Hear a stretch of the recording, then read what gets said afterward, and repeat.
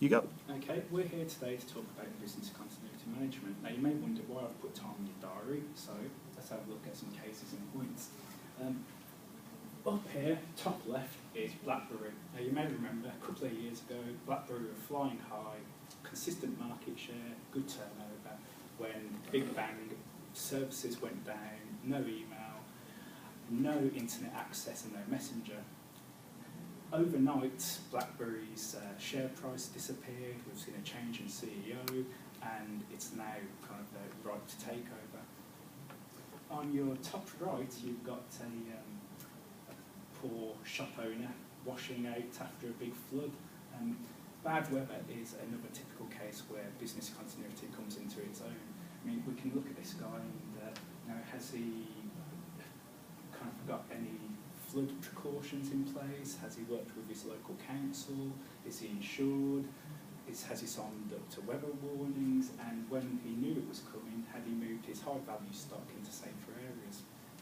And right down at the bottom, a little bit closer to home, a set of young lads were meant to be a hardcore band, but allegedly, after a big night out, had to cancel a gig because they had a hangover. But it left us as a venue with an audience who had already turned up, many of whom had paid £8 car parking, who found out about it over Twitter, and we were left to pick up the pieces, which is why business continuity management matters. So today we're going to cover what business continuity management is, why we should worry about it, what we do here at the NEC, and what you as a management team need to do going forward to make sure you're prepared.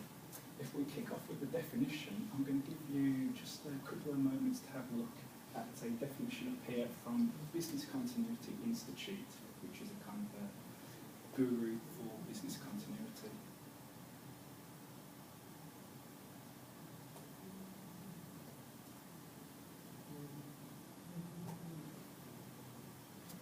I'm not sure about yourselves, but I get about halfway down, I get lost because it's very verbose.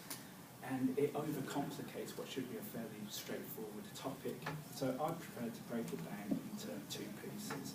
If we look at it at a simple level, business continuity management is basically, as we say down here, what ifs. What can go wrong? What can stop you doing what you need to do? So whether it be getting your event on, if it's Amadeus going out to a wedding and being able to cater for it, what eventualities can pop up that can get in the way of you doing what you want to do. Once we know what can go wrong, as in another famous motto, part 2 of our definition is be prepared. Once we can isolate what can go wrong, let's come up with some contingency plans so we're prepared if it does, and we'll be able to pick up and run with a good plan. Now moving on to why we need to kind of put plans into place. If we just work down the list here, as a venue, we sign up to a contract to put on a show. Our promoters, our organisers, clients, audience, all buy tickets in good faith. So we have a legal and financial obligation so the show must go on.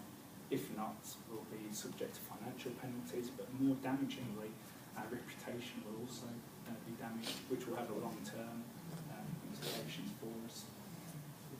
Moving on, we also have a duty of care to a wide variety of stakeholders. Number one, of course, is employees. As an employer, we have to safeguard our staff.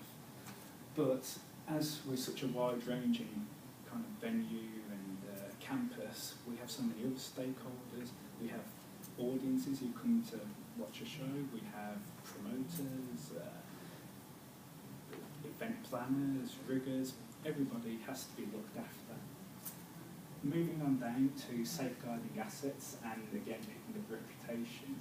Our venues are worth millions of pounds but are liable to flood, fire, natural disasters and just carelessness. If we don't maintain our kind of infrastructure, we're going to be at risk of kind of damage which will lead to high costs.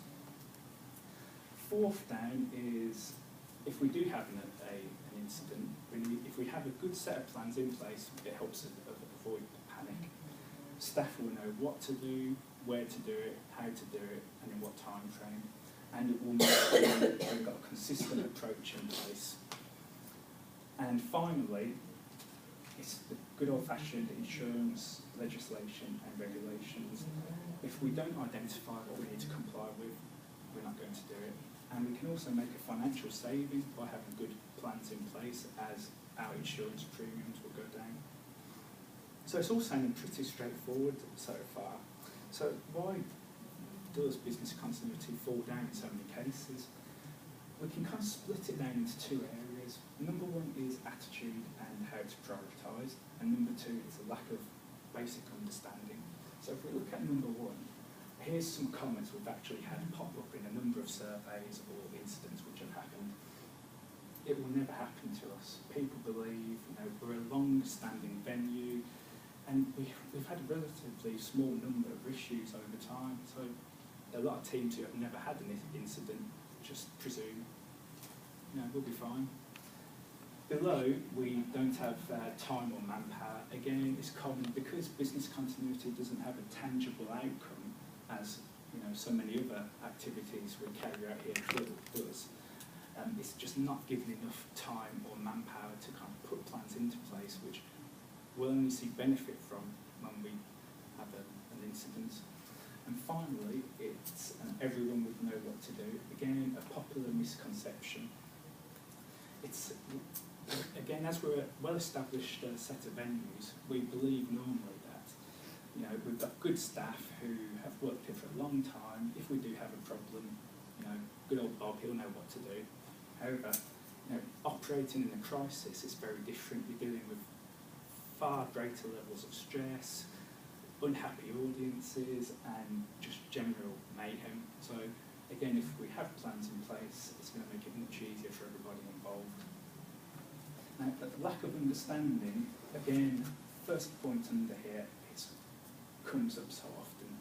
IT will sort it out. Because we're so heavily dependent on IT nowadays, every team, every system has an IT element.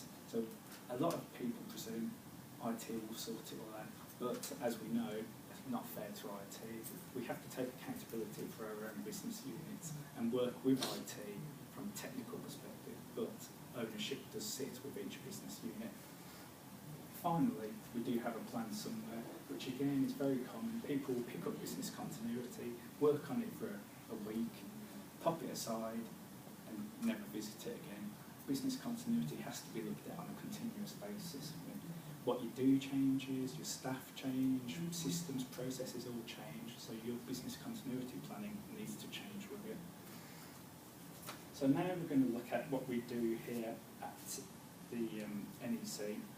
At the NEC we have our business continuity management group, which is made up of our venue MDs and also some other key staff from marketing, HR and finance. Now, our BCMG looks after the wider portfolio of business continuity, so make sure we have policies and processes at the very top level. So, but on a day-to-day basis, each business unit is accountable for its own business continuity planning. So each SBU needs to worry about how to prevent a disaster, how to react, and how to recover.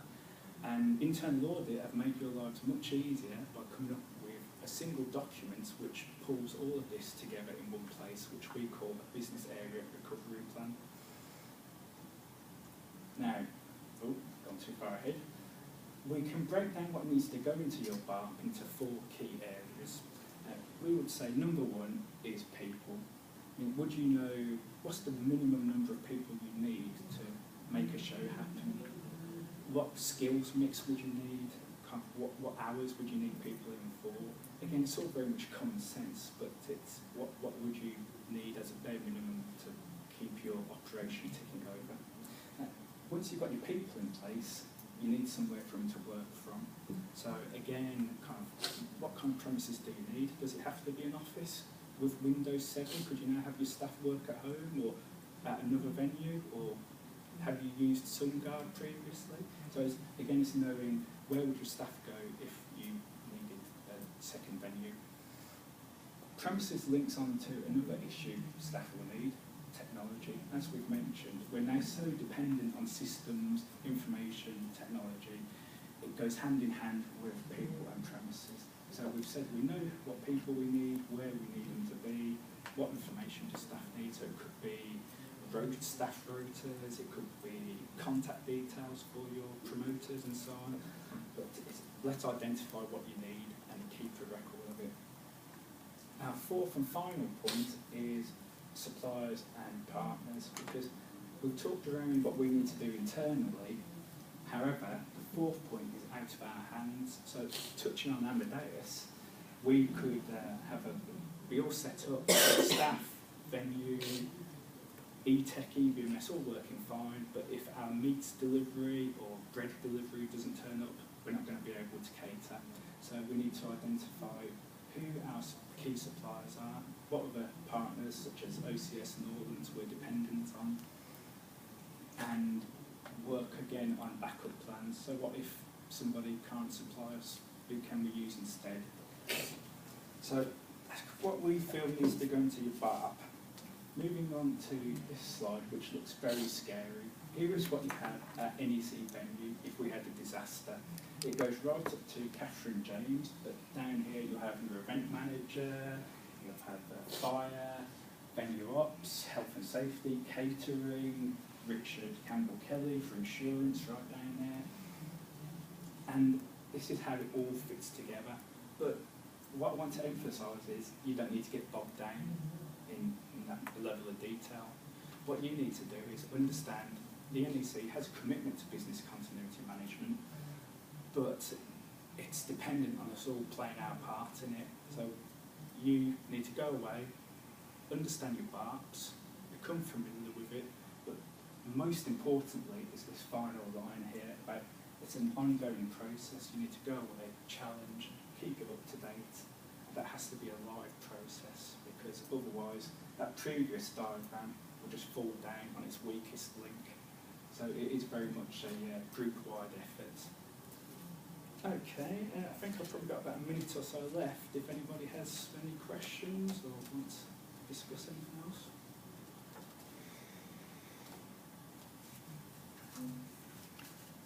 Where would you go if you wanted to see our bar? Tom, would you come to All you? BARPs live on SharePoint, and really your manager, this is where it's fallen down already, should have communicated your BARP to you, and it should be in a place accessible to you and your team, so you can all go and have a look at it anytime you want to. But again, probably, I know Steve Harrison. I know Steve knows. So if you talk to Steve, and he'll be able to issue you a copy, but I'll also talk to Steve from a wider perspective in terms of how he's maybe cascading it down to everybody, because it's key. Key staff like yourself having awareness of what's in it and where to find it, especially from, it could be you need to access it at home one day, because we could have an incident Monday morning, 6 o'clock, and if we had a bomb issue here, say, we'd want to let staff like all of us know, so we're not turning up to work and the whole kind of site ends up becoming gridlocked. So yeah, I'll pick it up with Steve as well. How often are the BARPs updated? It should be a minimum twice a year, because twice a year it goes to EV for sign-off. But again, ideally, it may be in a monthly team meeting, a management meeting, if you could just to have scan down it really. And if any of your staff, processes, systems have changed, it'd be a good time to just update it as well. Do your team check over all the BARPs to make sure that they... Twice a year we do, before it goes to EV. We pull them together, and we'll give it a sense check, because we don't know your teams as well as you do. We'd be able to notice, if it's got any sort of gaping hole, but it is very much just a sense check. So we would challenge you if it's not been updated.